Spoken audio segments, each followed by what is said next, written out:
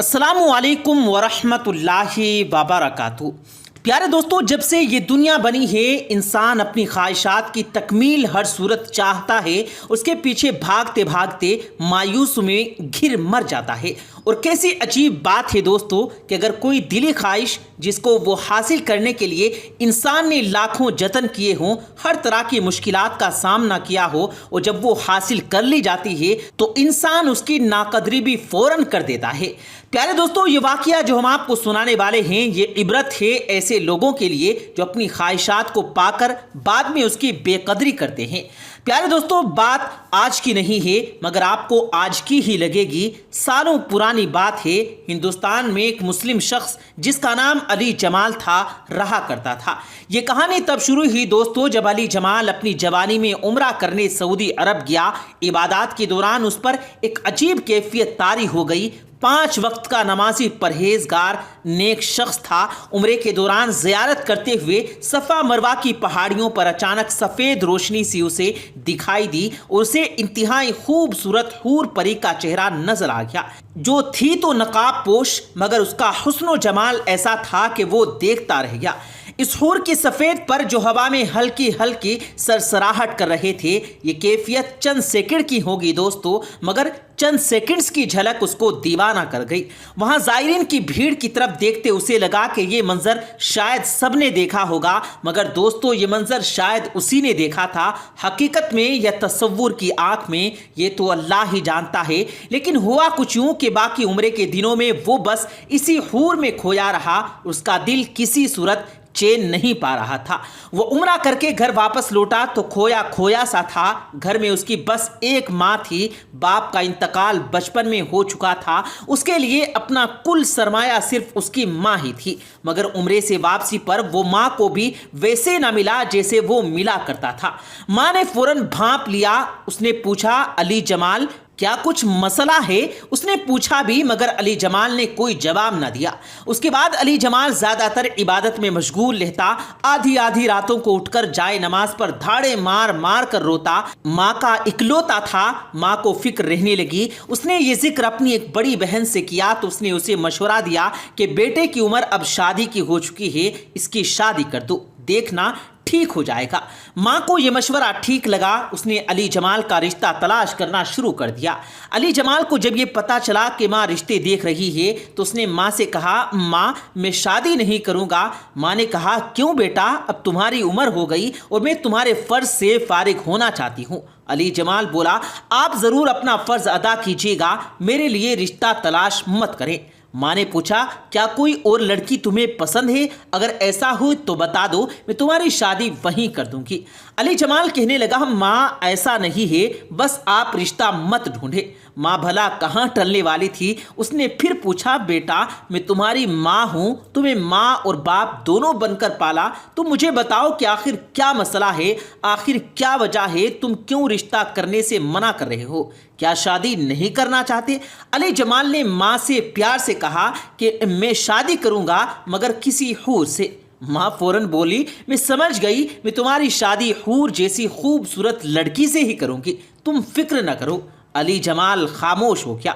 अब वो माँ को क्या बताता कि वो तो सच में हूर चाह रहा है और एक सच में हूर उसके तसव्वुर में है और वो उसके इश्क में गिरफ्तार हो चुका और सारी सारी रात सजदों में अल्लाह से दुआ करता है कि ए अल्लाह मुझे हूर अता फरमा।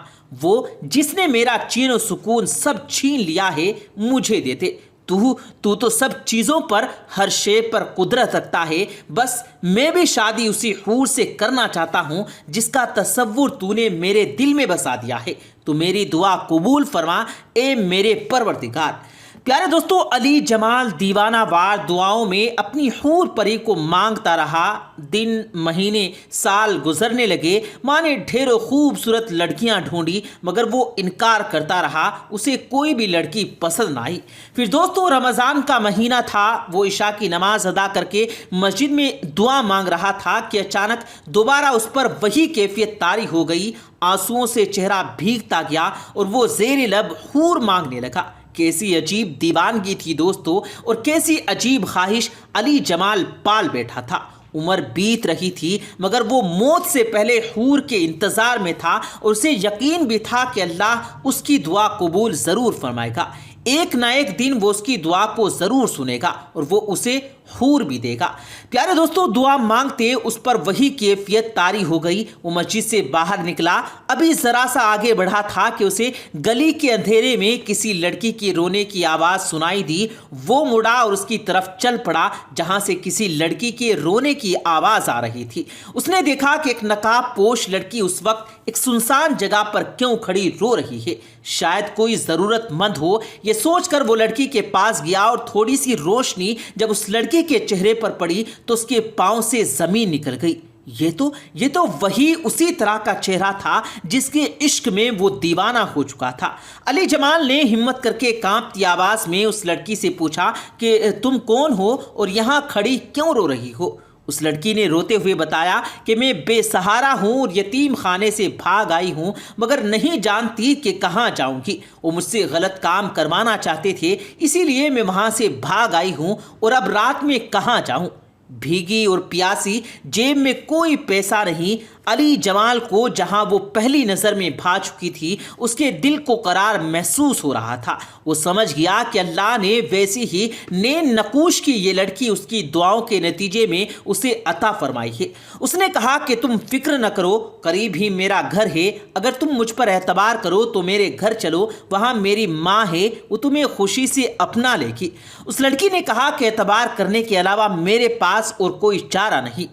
اور دوستو، علی جمال اس لڑکی کو گھر لے آیا۔ گھر آ کر اسے ماں سے ملوایا، سب وجہ بتائی۔ ماں نے اس کو دیکھا اور کہا بیٹا پریشان مت ہو، مجھے اپنی ماں سمجھو، یہ آج سے تمہارا گھر ہے۔ تمہارا نام کیا ہے بیٹی؟ اس لڑکی نے اپنی بڑی بڑی آنکھوں سے ماں کو دیکھا اور ایک نظر علی جمال کو اور بولی میرا نام حریم ہے۔ علی جمال نقاب میں ہی اسے دیکھا تھا۔ وہ علی جمال کے سامنے ہمیشہ منہ ڈھانپ کر آتی تھی۔ پردے کی پابند اور 5 وقت کی نمازی نیک لڑکی تھی۔ علی جمال نے کچھ دنوں کے بعد اپنی ماں سے کہا کہ ماں، یہ لڑکی مجھے بہت نیک اور پاک باز لگتی ہے، میں ایسی ہی حور جیسی خوبصورت نیک لڑکی اپنے خدا سے مانگتا آیا ہوں، آپ چاہیں تو میری شادی اس لڑکی سے کر دیں۔ ماں نے سنا تو بے حد خوش ہو گئی، بیٹے کا ماتھا چوما اور اللہ کا شکر ادا کیا۔ ماں نے اسی وقت حریم سے بات کی جس پر اس نے شرما کر رضامندی کا اظہار کر دیا۔ پیارے دوستو، علی جمال اور حریم کی شادی ہو گئی۔ علی جمال نے پہلی رات جب اس کا پورا سراپا حسن و جمال دیکھا تو سجدے سے شکر ادا کیا کہ یہ میری سوچ سے بھی زیادہ خوبصورت ہے۔ اس نے حریم کو دل سے محبت دی، اس کی ہر چیز کا خیال رکھا اور حریم نے بھی علی جمال پر اپنی ساری محبتیں نچھاور کر دی۔ 5 سال دوستو کیسے بیتے علی جمال نہیں جانتا۔ اس کو بس لگا کہ جیسے وقت کو پر لگ گئے ہوں اور وہ اڑ گیا ہو۔ 5 سالوں میں اللہ تعالیٰ نے اسے ہر چیز سے نوازا جس کی ایک انسان تمنا کر سکتا ہے مگر اولاد نہیں ہو پائی۔ ماں نے 5 سال صبر کیا مگر اس کا صبر کا پیمانہ اب ٹوٹنے لگا تھا کیونکہ اس کو اپنے بیٹے سے نسل کی خواہش تھی۔ اس نے بیٹے سے بات کی۔ بیٹے نے کہا ماں، یہ تو اللہ کی دین ہے، اللہ جب چاہے گا اولاد سے نواز دے گا، آپ فکر نہ کریں۔ مگر دوستو، اولاد کو لے کر آئے دن علی جمال کی ماں باتیں کرنے لگی اور دونوں کی محبت میں اب ویسی کڑوی باتیں شامل ہونے لگی۔ 2 سال اوز گزرے۔ ماں نے کہا بیٹا، یہ لڑکی مجھے بانجھ لگتی ہے، میں اپنی زندگی میں تیری اولاد دیکھنا چاہتی ہوں تو دوسری شادی کر لے۔ علی جمال نے کہا نہیں ماں، ایسا سوچنا بھی مت، مجھے حریم سے محبت ہے، اولاد ہوگی تو اسی سے ہوگی ورنہ میں کبھی بھی اس کا دل نہیں توڑوں گا۔ مگر ماں نے تو جیسے اس بات کی ضد پکڑ لی تھی، اب دونوں میں تھوڑی خفگی آ گئی۔ حریم تو کبھی بھی علی جمال سے اس کی ماں کے معنوں کا ذکر بھی نہیں کرتی تھی مگر علی جمال ان سب باتوں سے چڑچڑا ہو گیا۔ وہ اب بات بات پر غصہ ہو جاتا۔ ایک دن ماں سے اچھی بھلی گلی سڑی ہوئی وہ کمرے میں آیا اور خاموشی سے بیڈ پر بیٹھ گیا۔ حریم نے کہا کہ آپ کیوں پریشان ہیں؟ پریشان مت ہوں، آپ ماں کی خواہش پوری کر دیں، میں تو آپ سے محبت کرتی ہوں اور میں اس گھر کے علاوہ اور کہاں جاؤں گی، میرا تو سب کچھ آپ ہیں مگر آپ کو دکھی نہیں دیکھ سکتی، آپ دوسری شادی کر لیں، میرا مت سوچے۔ علی جمال نے کہا نہیں حریم، میں کبھی بھی دوسری شادی نہیں کروں گا، میں تم سے بے حد محبت کرتا ہوں۔ حریم مطمئن ہو گئی اور چپ ہو گئی۔ پیارے دوستو کچھ وقت اور بیتا، تلخیاں اور بڑھتی چلی گئی۔ حالات نے علی جمال کو سوچنے پر مجبور کر دیا۔ اس کے اندر کہیں نہ کہیں اولاد کی خواہش نے جنم لے لیا تھا، اور ایک دن غصے میں اس کے منہ سے حریم کے لیے تانا نکل گیا کہ تم مجھے اولاد جیسی خوشی تک نہ دے سکی، تم بانجھ ہو، میں بے اولاد ہی رہ جاؤں گا۔ پیارے دوستو یہ سننا تھا کہ حریم کھڑی ہوئی اور کہنے لگی علی جمال دیکھا اپنی دعا کا نتیجہ۔ علی جمال نے حیرانگی سے نہ سمجھنے والے انداز میں حریم کو دیکھا۔ حریم بولی ارے پاگل، میں تمہاری دعاؤں کا نتیجہ تھی، تم خدا سے رو رو کر خوب مانگتے رہے ہو، اور خدا نے کسی قبولیت کے لمحے تمہاری دعا سن لی تھی اور مجھے تمہارے لیے بھیجا تھا۔ علی جمال نے کانپتی آواز میں پوچھا حریم تم کیا بول رہی ہو، اس بات کا کیا مطلب ہے؟